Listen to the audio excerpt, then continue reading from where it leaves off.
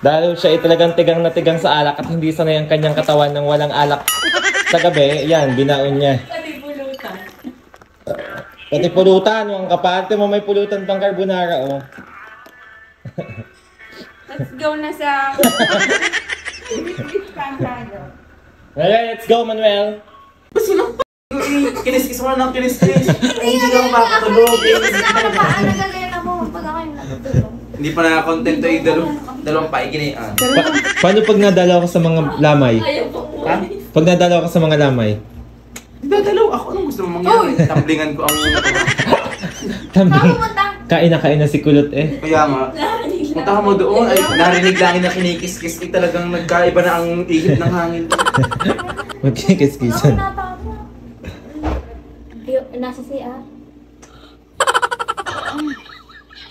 Ayun naman yung nagpatulog mo. Pero hindi pa lang yung ano. Baka bigay hapon pa ako. Sige.